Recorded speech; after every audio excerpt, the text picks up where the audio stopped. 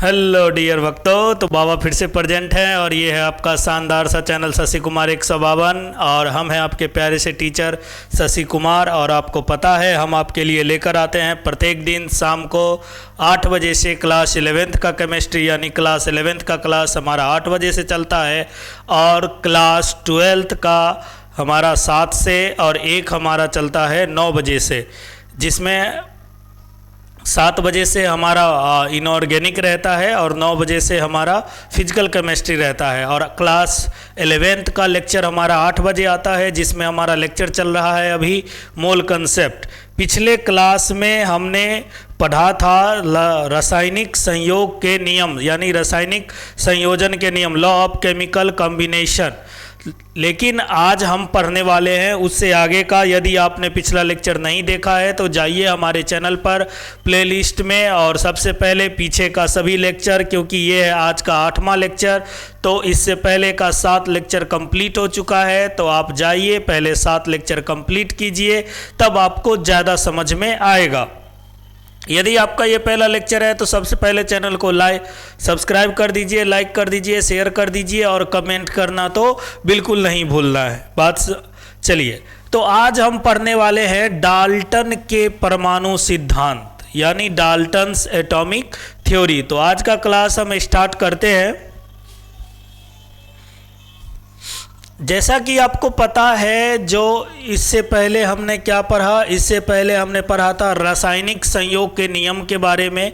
यानी हमने स्टार्ट किया था कि सर उसमें हमने पढ़ा जो केमिस्ट्री का कहाँ से शुरुआत हुआ, कहाँ से लेबोजियर साहब ने नया कंसेप्ट दिया और फिर आगे बढ़ा। लेकिन यहाँ दिक्कत क्या हुआ, जैसे ही वो कंसेप्ट आया तो सभी साइंटिस्ट लोग लग गए जो इससे आगे का एक्सप्लेनेशन कैसे किया जाए। मतलब जैसे ही हमें नियम पता चला रासायनिक संयोग के नियम के बारे में, तो उसका डिटेल एक्सप्लेनेशन देने के लिए सभी लोग रिसर्च करने लगे, खोज करने लगे। तो सबसे पहले जो उसको डिटेल बताने के लिए हमारे साहब ने दिया, कौन सा, डाल्टन साहब ने दिया। उस थ्योरी का नाम रखा उन्होंने डाल्टन्स एटॉमिक थ्योरी। मतलब ये जो हमारा सिद्धांत है, ये हमारा शुरुआत में ही कहता है कि ये सिद्धांत हमारा किस पर डिपेंड करता है, रासायनिक संयोजन के नियम पर आधारित था, क्योंकि ये उसी को आगे की ओर एक्सप्लेन करता है। क्योंकि अभी तक हमारा जितना भी कंसेप्ट था वो पूरा का पूरा एक्सप्लेनेशन नहीं था, लेकिन उसी को आगे एक्सप्लेन करने के लिए कौन आए, डाल्टन साहब आए। वैसे आप 9वीं क्लास में भी डाल्टन्स एटॉमिक थ्योरी पढ़ चुके होंगे, उसी का बस एक्सप्लेनेशन है। अब जैसे हमने क्या क्या पढ़ा रासायनिक संयोग के नियम के बारे में, तो उसमें हमने पढ़ा था जो द्रव्यमान संरक्षण के सिद्धांत। हमने क्या पढ़ा था, द्रव्यमान संरक्षण के सिद्धांत। उसमें क्या पढ़ा कि रिएक्टेंट का जो हमारा द्रव्यमान होता है, प्रोडक्ट का भी द्रव्यमान उतना ही होता है। मतलब जो हमारा अभिकारक का द्रव्यमान होता है वही हमारा क्या होता है, उत्पाद का भी द्रव्यमान होता है। द्रव्यमान को ना तो उत्पन्न किया जा सकता है ना तो नष्ट किया जा सकता है। और निश्चित अनुपात के लिए क्या किया, स्पष्टीकरण प्रदान किया। मतलब आगे जब हम अभी डाल्टन का थ्योरी पढ़ेंगे तब हम देखेंगे कि डाल्टन ने क्या किया, पिछले जो रासायनिक संयोजन नियम दिया हुआ था उसको डिटेल एक्सप्लेनेशन किया। खास करके कौन कौन सा, द्रव्यमान संरक्षण के सिद्धांत और कौन सा था हमारा, निश्चित अनुपात के नियम को क्या किया, डिटेल एक्सप्लेनेशन किया। बात समझ में आया। तो सबसे पहला जो पॉइंट हमारा बनता है, डाल्टन साहब ने क्या कहा, तो सबसे पहला पॉइंट है हमारा, डाल्टन साहब ने कहा कि सभी पदार्थ बहुत छोटे छोटे कणों से मिलकर बने होते हैं। वैसे आप अगर देखे होंगे, अगर पढ़े होंगे आपने कि महर्षि कणाद भी थे हमारे इंडियन, जो उन्होंने भी ये बात बताया था, जो कोई भी पदार्थ छोटे छोटे कणों से मिलकर बना होता है। लेकिन क्या हुआ, उनके बातों को गलत साबित किया गया और फिर जाकर ये डाल्टन साहब ने बताया जो सभी पदार्थ बहुत छोटे छोटे कणों से मिलकर बने होते हैं, जिन्हें हम क्या कहते हैं, परमाणु कहते हैं। मतलब डाल्टन के हिसाब से परमाणु सबसे छोटा यूनिट था। परमाणु हमारा सबसे छोटा यूनिट था। इससे छोटा यूनिट नहीं है। यानी इन्होंने आगे ये भी बताया जो परमाणु को क्या कर सकते हैं, हम डिवाइड नहीं कर सकते। तो सबसे पहला हमने बात समझा,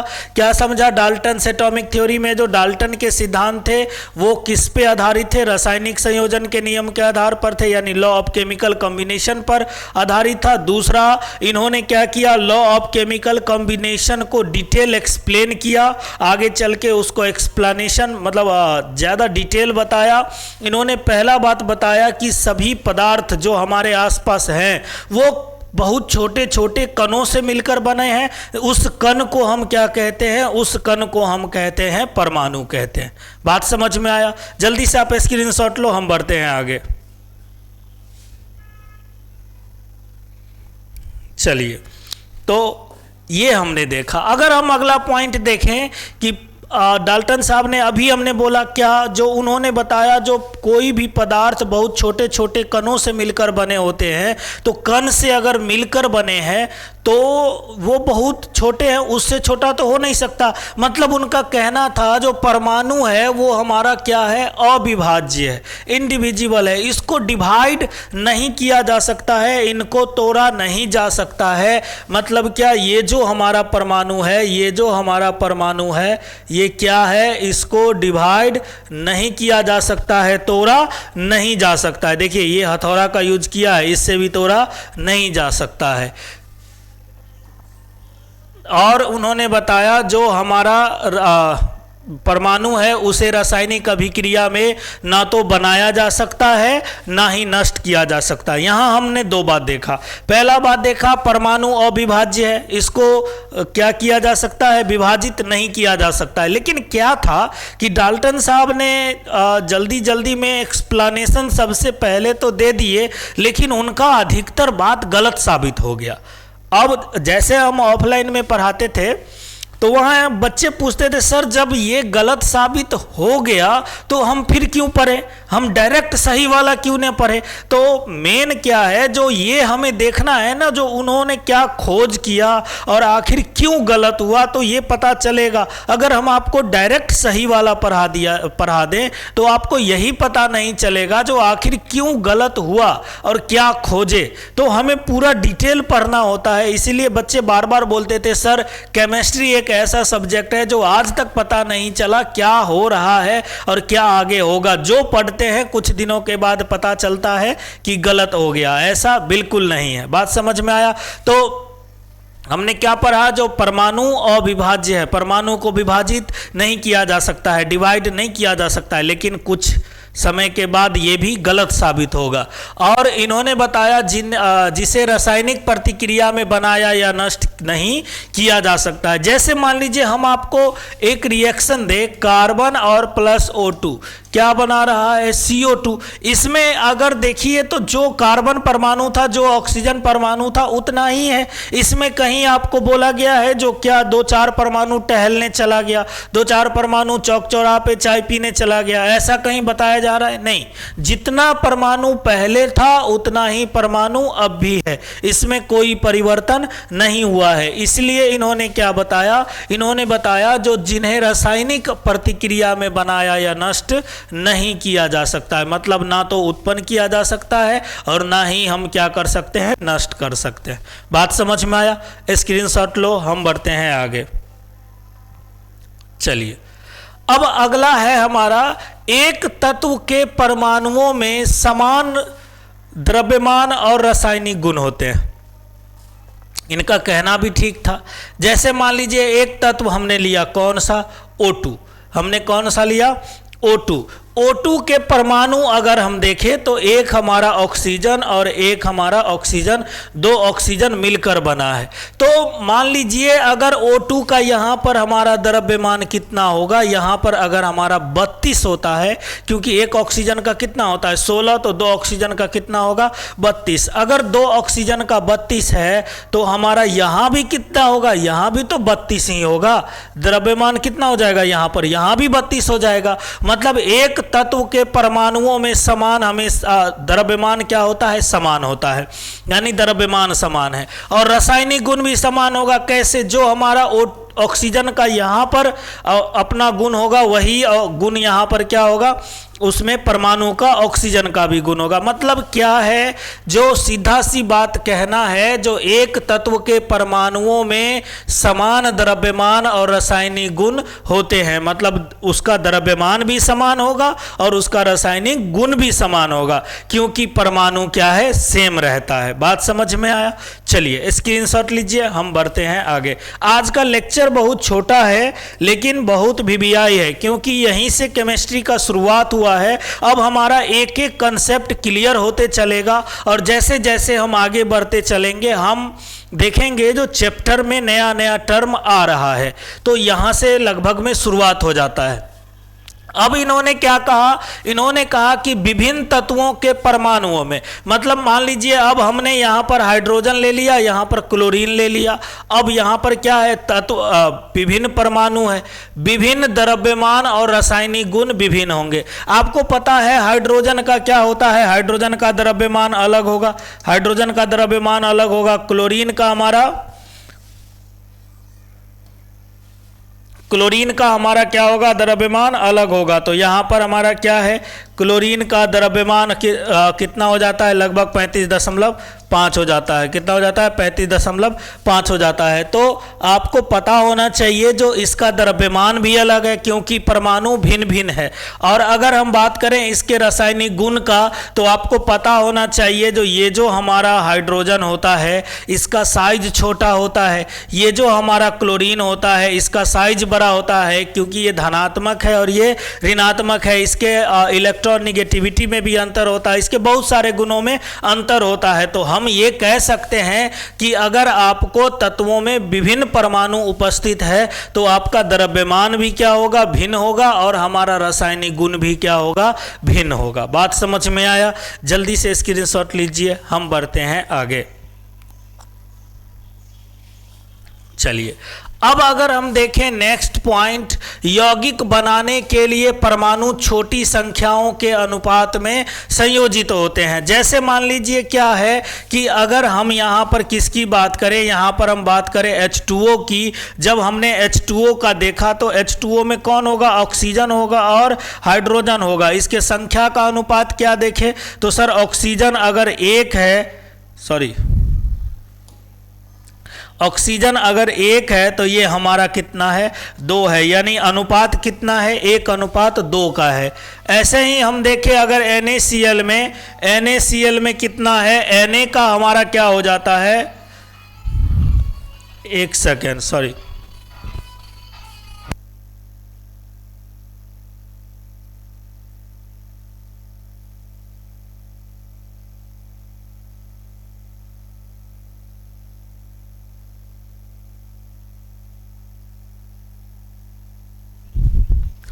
अब देखिए अगर हम बात करें NaCl में तो Na और Cl, Na का अनुपात कितना हो जाएगा, 1, और ये हमारा कितना हो जाएगा, 1। ये हमारा क्या है, NaCl है। ऐसा ही अगर हम बात करें क्या NH4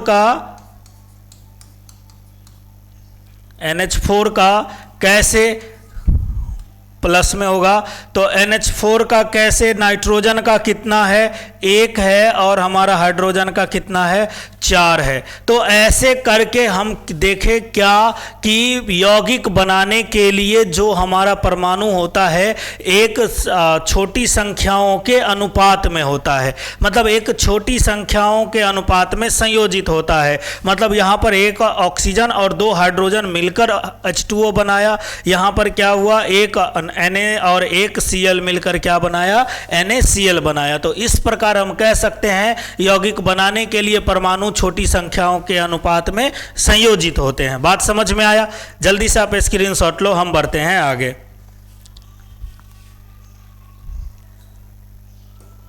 तो ये लगभग में हमने कुछ पॉइंट देखा। अभी तक हमने 7 बातें देखा और 7 बातों में देखा कि डाल्टन साहब ने विभिन्न बातें बताया। लेकिन अब हम देखने वाले हैं कि आखिर डाल्टन के सिद्धांत का क्या कमी रह गया, क्या उसमें मतलब त्रुटि नहीं बोल सकते, उसमें कमी रह गया, जो जिसके कारण क्या हुआ, डाल्टन के सिद्धांत गलत साबित हुए। तो अगर हम पहला पॉइंट देखें कि सर आखिर डाल्टन साहब ने पहला बात बताए थे, डाल्टन साहब बताए थे जो परमाणु अविभाज्य है, परमाणु अविभाज्य है। लेकिन जब आप आगे एक्सप्लेनेशन में पढ़ोगे, आगे जब पढ़ोगे तो आपने पढ़ा भी होगा जो हमारा परमाणु होता है वो किससे मिलकर बना होता है, इलेक्ट्रॉन, प्रोटॉन और न्यूट्रॉन से। किससे मिलकर बना होता है, इलेक्ट्रॉन, प्रोटॉन और न्यूट्रॉन से हमारा मिलकर बना होता है। तो हमारा परमाणु किस किस से मिलकर, इलेक्ट्रॉन, प्रोटॉन और न्यूट्रॉन से बना होता है। मतलब परमाणु को भी विभाजित किया जा सकता है, परमाणु को भी विभाजित किया जा सकता है। तो इनका बात गलत साबित हो गया। क्या साबित हुआ, तो इन्होंने पहला बात बताया था क्या, परमाणु अविभाज्य है, परमाणु को विभाजित नहीं किया जा सकता है। तो बाद में हम ये गलत साबित होगा, ये क्या कि परमाणु को विभाजित किया जा सकता है। परमाणु 3 कणों से मिलकर बना है, जिसको हम इलेक्ट्रॉन, प्रोटॉन और क्या कहते हैं, न्यूट्रॉन कहते हैं। बात समझ में आया। तो ये था हमारा एक बात जो डाल्टन साहब का गलत साबित हुआ। अगर हम नेक्स्ट बात करें तो डाल्टन साहब ने बताया कि किसी तत्व के सभी परमाणु का द्रव्यमान समान, बिल्कुल क्या होना चाहिए, समान होना चाहिए।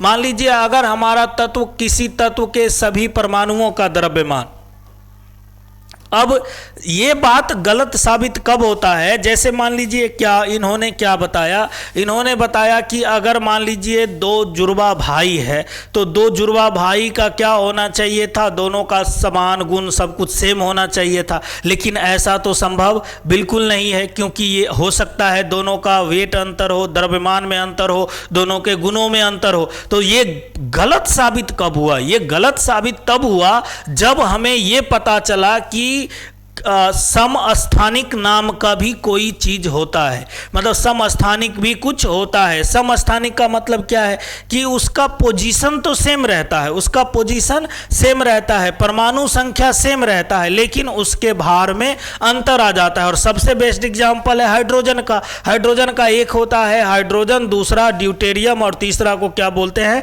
ट्राइटियम। तो हमारा हाइड्रोजन के भी 3 अलग अलग परमाणु होते हैं, मतलब समस्थानिक होते हैं। मतलब ये बाद में गलत साबित हो गया, क्योंकि डाल्टन साहब ने ये बताया था कि अगर समान तत्व का है परमाणु तो हमारा क्या होना चाहिए था, समान उसका द्रव्यमान होना चाहिए था। लेकिन ऐसा संभव बिल्कुल नहीं है, ये गलत साबित है। जैसे आप कार्बन का देखोगे, कार्बन का भी 12 है, कार्बन का 14 है, अलग अलग है, लेकिन है तो कार्बन। तो वो इनका क्या हो गया, ये बात क्या हो गया, गलत साबित हो गया।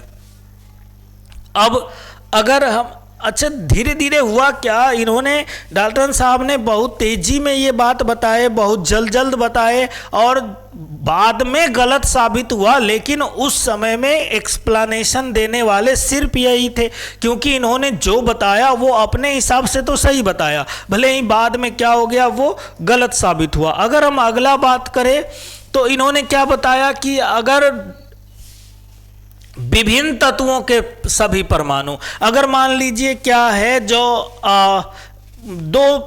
एक इस गांव का लड़का है, एक किसी और गांव का लड़का है, मतलब 2 अलग अलग गांव का लड़का है। अब ये बोला गया कि अगर अलग अलग गांव का लड़का है, या बोल सकते हैं अलग अलग परिवार का लड़का है, तो अलग अलग परिवार का लड़का है तो क्या होगा, यहाँ पर हमारा गुण भी अलग होगा, द्रव्यमान भी अलग होगा। लेकिन ऐसा तो हो नहीं सकता, सेम हो सकता है। कैसे, तो मान लीजिए ये जो लड़का है उसका दोनों का द्रव्यमान सेम है, हो सकता है दोनों का नेचर सेम हो, क्योंकि आप देखे होंगे जैसे मान लीजिए बहुत का मिलता है ना हमशक्ल भी मिलता है, दिखने में सब कुछ में एक जैसा लगता है। तो ऐसा संभव हो सकता है। सर ये कैसे पता चला, ये तो रियल लाइफ में, लेकिन केमिस्ट्री में कैसे पता चला, तो यहां से पता चला था समभारिक। क्या पता चला था, समभारिक। मतलब क्या होगा इसका, इसका भार क्या होगा, समान होगा, परमाणु संख्या अलग होगा। परमाणु संख्या अलग अलग होगा और भार क्या होगा, समान होगा। जैसे अगर हम बात करें आर्गन का परमाणु संख्या कितना 18, पोटेशियम का 19 और कैल्शियम का 20। लेकिन अगर आप द्रव्यमान देखें तो द्रव्यमान तीनों का तीनों कैसा है, तीनों का तीनों का द्रव्यमान कितना है, 40 है। मतलब यहाँ से हमें एक बात क्लियर समझ में आया क्या, कि डाल्टन साहब का बात कुछ गलत साबित हुआ, लेकिन हालांकि बहुत दिनों तक ये सही था और यही काफ़ी था जो इन्होंने बताया। तो ये था हमारा डाल्टन के परमाणु सिद्धांत। हम फिर मिलेंगे आपको नेक्स्ट क्लास में, और तब तक के लिए आपको चैनल को लाइक कर देना है, शेयर कर देना है, सब्सक्राइब कर देना है और अपने दोस्तों तक खबर पहुंचा देना है कि सर आ चुके हैं पूरा का पूरा केमिस्ट्री लेकर। यानी पूरा केमिस्ट्री हम फ्री पढ़ने वाले हैं, जहां ना तो आपको कोई चार्ज लगेगा, ना तो कोई बैच ज्वाइन करने की जरूरत पड़ेगी। पूरा पढ़ाया जाएगा और तीनों का तीनों केमिस्ट्री चलेगा, फिजिकल, ऑर्गेनिक और इनऑर्गेनिक। तो तब तक के लिए धन्यवाद, और आप देखते रहिए, हमारे साथ बने रहिए, और चैनल को लाइक करना, सब्सक्राइब करना तो बिल्कुल नहीं भूलना है। तब तक के लिए धन्यवाद, thank you, tata, bye bye.